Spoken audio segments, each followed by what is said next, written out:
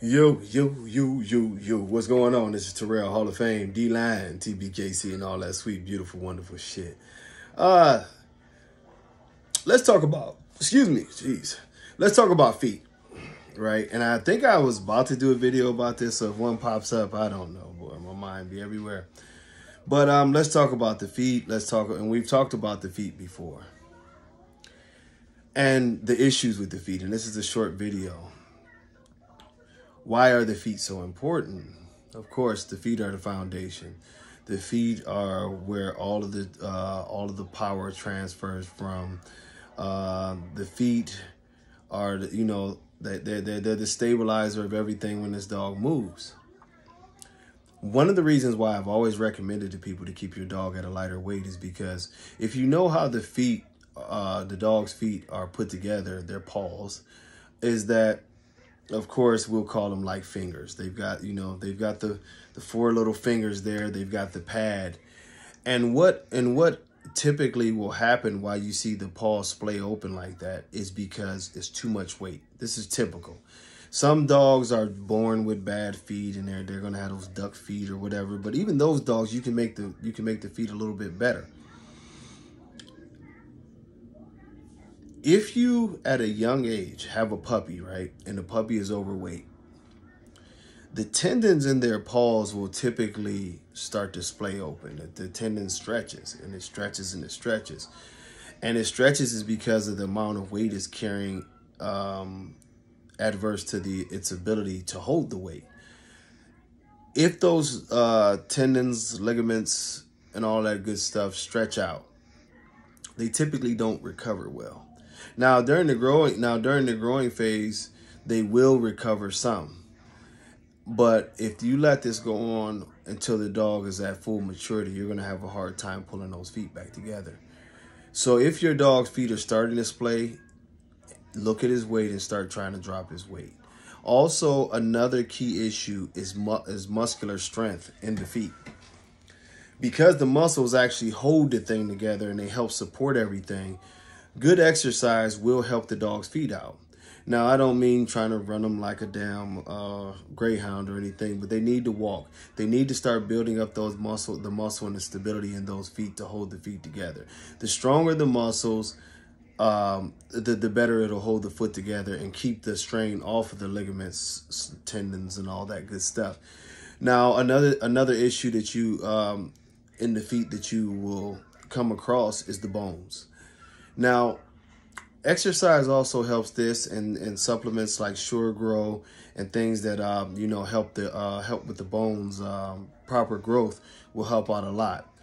The one thing I will tell you about this is that you need for your dog's bones to have this little bit of a pounding when it walks to get a little bit of a stress. I know it sounds sort of strange to say, oh, the dog needs that stress on his bones. It's not just the muscle that needs to work out. The bones need those small, amounts of pressure that come along with walking so that the bone can build strength. As a puppy walks and moves around, of course, when they're young, the bones are softer. They're a lot more flexible, but as they get older, the bones calcify. By providing exercise and getting those small micro fractures, it helps with the bone's density. And there are micro fractures. It's not like you're breaking the bone, but it's just like weightlifters. If you look into studies with weightlifters, because of the stress that's put on the bone, weightlifters' bones are typically a lot more dense than someone who doesn't lift weights. So this is something that you want to keep, and don't start lifting weights with a puppy, by the way. But the basic exercise will help as that bone calcifies and gets a little more dense. It all works together to provide a better foot. The importance of your dog's feet is this. If your dog's feet hurt, if your dogs can't support the proper weight on the feet, it starts to tear apart everything. They'll go back on the pasterns some, which therefore puts more stress on not only on the bone, but the elbow. As the elbow hurts, they'll adjust and it'll hurt the shoulders and so on and so on.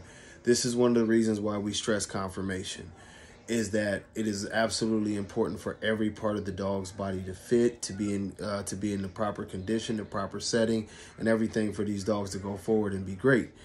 Oftentimes in our community, we have sort of just rejected the notion that the dog, oh, no dog is perfect. Yeah, no dog is perfect, but let's just be realistic. You can do a lot better than what you've been doing with the dogs that you have. You can provide better dogs. You can put better things together for your dogs. And when these things happen, your dog will grow up to be a lot better mature dog than it is a young puppy that's broken up. You know what I mean?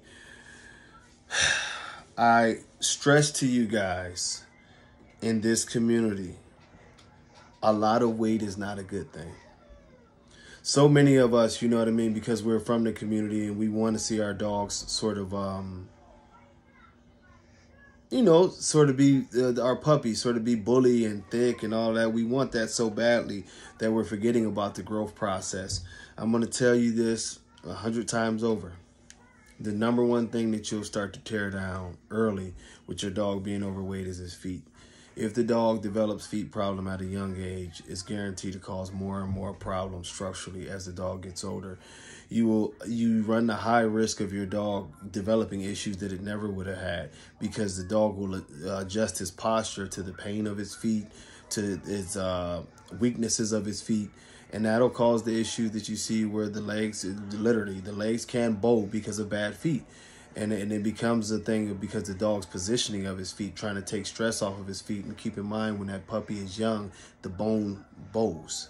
It's a very flexible bone, something you don't want to try. But the bone is very, very flexible, just like a baby's. When babies are born, their bones are pretty flexible. They calcify as the growth plates close down, and that's when they get stiffer as they get older.